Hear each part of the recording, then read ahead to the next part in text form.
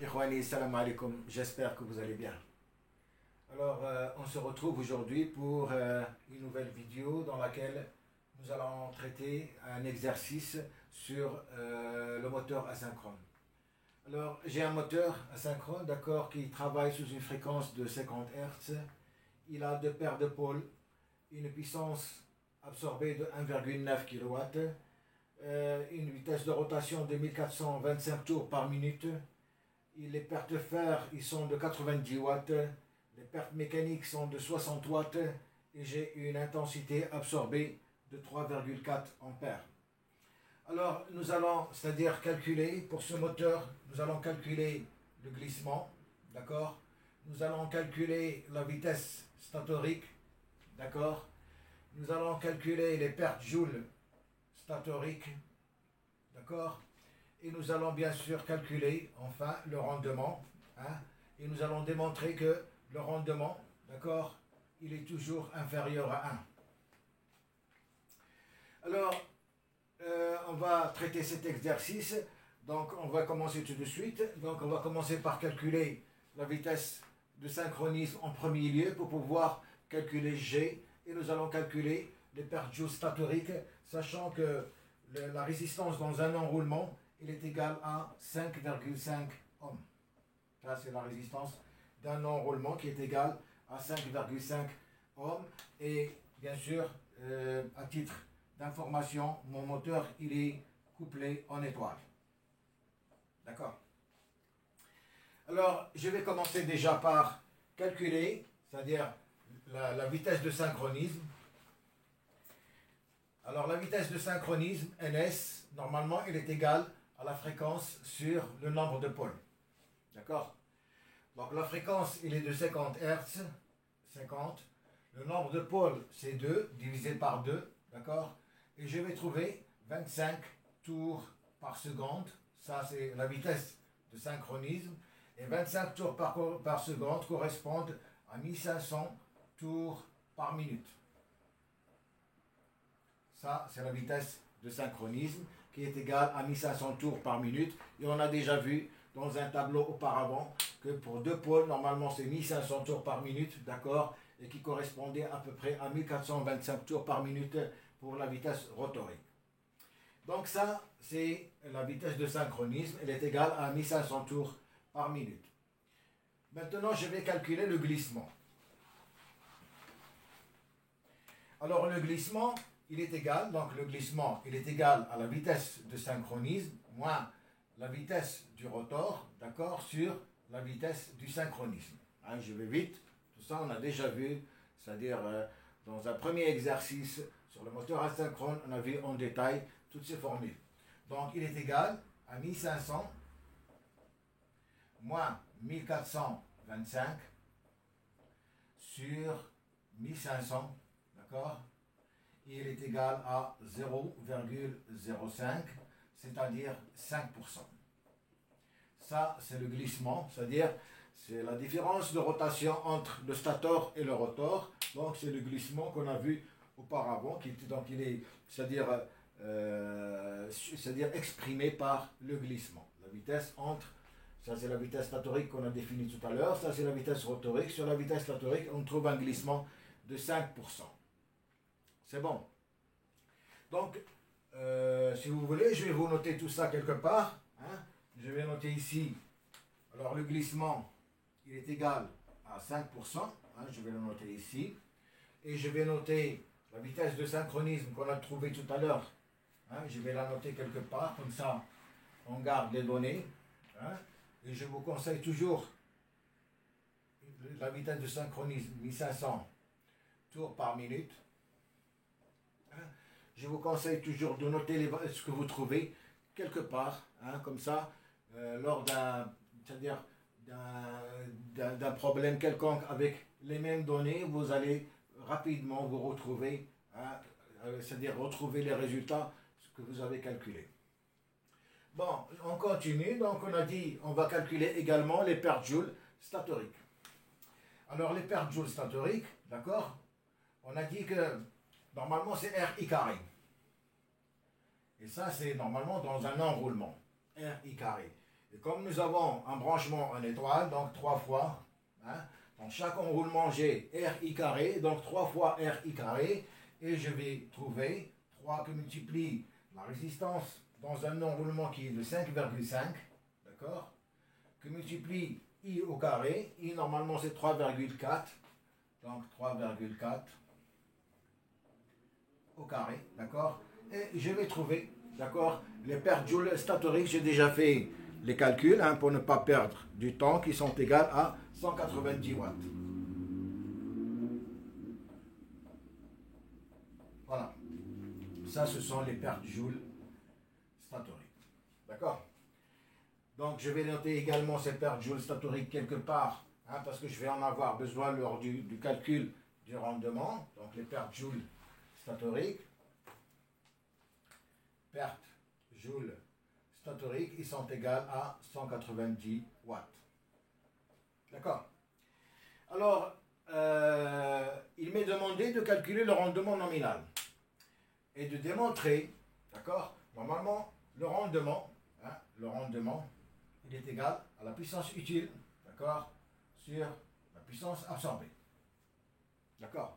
Alors, on me demande de démontrer, d'accord, que le rendement, il est égal à 1 moins le glissement, d'accord, facteur de la puissance absorbée, moins les pertes fer, moins les pertes joules statoriques, moins les pertes mécaniques. D'accord, sur la puissance absorbée. Hein? Donc, on me demande de démontrer cette formule. Donc, nous allons la démontrer parce que, c'est-à-dire, nous allons calculer hein, la puissance utile, nous allons sortir la puissance utile, hein, c'est-à-dire puissance utile sur la puissance absorbée. Nous allons calculer la puissance utile en fonction des pertes, des différentes pertes, c'est-à-dire le bilan des puissances. Alors, la puissance utile normalement, c'est la puissance absorbée, d'accord, moins les pertes fer, moins les pertes joules statoriques, moins les pertes joules rotoriques, moins les pertes mécaniques. Donc de là, je peux écrire que le rendement, d'accord, il est égal hein, à la puissance absorbée moins les pertes fer, moins les pertes joules statoriques, moins les pertes joules rotoriques, moins les pertes mécaniques, le tout, d'accord, sur les pertes joules rotoriques, d'accord, ils sont égales au glissement que multiplie la puissance transmise au rotor. Ça, c'est les pertes joules rotoriques. Alors, et je sais également, je sais que la puissance transmise au rotor, d'accord, elle est égale à la puissance absorbée moins les pertes fer, d'accord, moins les pertes joules statoriques. Alors, à partir de ces deux formules, d'accord, hein, je vais remplacer ici, je vais remplacer déjà, c'est-à-dire les pertes joules rotoriques, je vais les remplacer par G, facteur de PA moins P fer moins P moins les pertes joules statoriques. Donc je vais mettre un peu, c'est-à-dire je vais enlever cette formule, d'accord, hein, je vais enlever cette formule, hein, d'accord. Alors cette formule je vais la monter en haut, comme ça je garde un peu d'espace ici. Donc le rendement il est égal à la puissance absorbée moins les pertes fer, d'accord, moins les pertes joules statoriques, moins les pertes joules rotoriques, moins les pertes mécaniques, d'accord, sur la puissance absorbée. Donc je vais effacer cette formule puisque je l'ai marquée en haut. Et de là, d'accord, je vais remplacer les pertes, c'est-à-dire les pertes joules, je vais les remplacer par G que multiplie la puissance transmise, et la puissance transmise qui est égale à la puissance absorbée, moins les pertes fer, moins les pertes joules. Dans ce cas, je vais avoir le rendement qui va être égal, donc la puissance absorbée, voilà la puissance absorbée, moins les pertes fer, moins les pertes joule statoriques, d'accord, moins. Alors les pertes joule rotoriques, ça sera G, facteur c'est-à-dire de la puissance absorbée, moins les pertes fer, moins les pertes joule statoriques, d'accord, hein, et le tout moins les pertes mécaniques sur la puissance absorbée. Donc je n'ai fait que remplacer, d'accord, les pertes joule rotoriques par leur formule qui est égale à G que multiplie, c'est-à-dire les pertes transmises rotoriques, et les pertes transmises rotoriques qui sont égales à la puissance absorbée, moins les pertes fer, moins les pertes joule statoriques, d'accord, parce que dans le bilan des pertes, pour atteindre le rotor, c'est-à-dire la puissance transmise au rotor, je dois enlever les pertes fer et je dois enlever les pertes joule de la puissance absorbée. Alors de là, ce que je remarque, je peux mettre, c'est-à-dire ceci en facteur, je vais avoir 1 moins G, d'accord, facteur de la puissance absorbée, moins les pertes fer, moins les pertes joule statoriques, d'accord, moins les pertes mécaniques sur la puissance absorbée. Et je viens de démontrer cette formule. Donc nous avons bien le rendement qui est égal, c'est-à-dire en fonction du glissement, et en fonction des pertes fer, des pertes joule et des pertes mécaniques, et en fonction de la puissance absorbée, je viens de déterminer la formule du rendement. Donc cette formule, elle est importante, vous devez la connaître, hein, et vous devez la marquer quelque part. Elle va vous servir sûrement pour calculer le rendement si toutefois vous ne connaissez pas la puissance utile, vous ne connaissez que la puissance absorbée, d'accord, et vous ne connaissez que les pertes. À ce moment-là, vous pouvez calculer votre rendement en fonction de ça. Donc cette formule, elle est importante, hein, je vous conseille de la garder quelque part. Alors tout calcul fait, d'accord, je vais trouver, hein, si vous faites le calcul, vous allez trouver, alors 1 moins 0,05, d'accord, tu multiplies. Alors la puissance absorbée, c'est 1,9 kW, c'est-à-dire 1900 watts, puissance absorbée, donc multiplie 1900, d'accord, moins les pertes fer, ils sont de 90, moins les pertes joule statoriques, on avait trouvé 190, d'accord, hein, moins les pertes mécaniques, 60. Et le tout, d'accord, sur 1900, et vous allez trouver un rendement égal à 78%. Hein, tout calcul fait, vous allez trouver un rendement nominal de 78%. D'accord. Et ce rendement nominal, normalement, on voit bien qu'il est inférieur à 1. D'accord. Donc, nous allons, c'est-à-dire, quand est-ce que nous allons, c'est-à-dire, voir que le rendement, même le rendement théorique, nous allons voir qu'il est toujours inférieur à 1 moins G. Hein, pourquoi? Hein, nous allons démontrer que le rendement, que ce soit un rendement théorique ou un rendement nominal, il est toujours inférieur à, c'est-à-dire, à 1.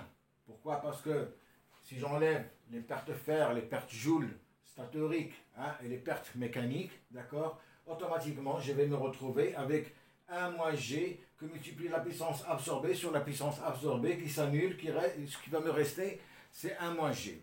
Parce que le rendement idéal, d'accord, il existe si toutefois nous avons toutes les pertes. Nous avons les pertes fer, ici 0, nous avons les pertes joule qui sont nulles, et nous avons les pertes mécaniques qui sont nulles. Malheureusement, pourquoi le rendement, il est toujours, c'est-à-dire inférieur à 1, et on trouve le rendement, c'est-à-dire idéal. Je vais effacer ici, d'accord, je vais effacer tout ça. Je vais laisser la formule que vous devez savoir. Donc ici, je trouve un rendement de 78%, c'est un rendement réel, d'accord. Alors le rendement théorique, c'est-à-dire parfait si vous voulez. Le rendement théorique, normalement, ça veut dire que les pertes fer, les pertes joule statoriques, les pertes mécaniques égale à 0. Tout ça égale à 0. Alors si nous avons tout ça égal à 0, ça veut dire que le rendement il est égal à 1 moins G, d'accord, que multiplie la puissance absorbée sur la puissance absorbée qui s'annule. Ça veut dire que le rendement il est égal à 1 moins G. Et ce 1 moins G il est toujours inférieur à 1. Alors si vous faites le calcul ici, vous allez trouver 95%. D'accord? Et comme je viens d'expliquer tout à l'heure, il n'est jamais égal à 1, c'est-à-dire on ne peut pas trouver un rendement de 100%. Pourquoi? Parce que nous avons du glissement. Et la vitesse de synchronisme, elle est toujours différente de la vitesse de rotation, c'est-à-dire la vitesse rotorique. Et ce glissement, c'est ce qui fait que le rendement, il n'est jamais égal à 1, mais toujours inférieur à 1. D'accord? Voilà. Donc, dans cet exercice, ce qui est important, c'est la formule du rendement que vous devez savoir. Hein. Cette formule, elle est en fonction des pertes de fer et des pertes géostatoriques et des pertes mécaniques. Donc, si vous n'avez pas c'est-à-dire la puissance utile pour trouver le rendement, vous pouvez passer par cette formule, d'accord, et calculer votre rendement sans problème. Et sachez que le rendement, il est toujours inférieur à 1, d'accord, parce que même si nous avons les différentes pertes qui sont nulles, d'accord, vous avez toujours ce facteur de 1 moins G qui existe. Donc, ça veut dire que le glissement, il influence sur le rendement, d'accord, et ce glissement, c'est ce qui fait que le rendement, il est toujours inférieur à 1. Voilà, c'était un petit exercice sur le moteur asynchrone. J'espère que je vous ai donné une nouvelle information. Hein. À la prochaine, Inch'Allah, on verra d'autres exercices. Merci et au revoir.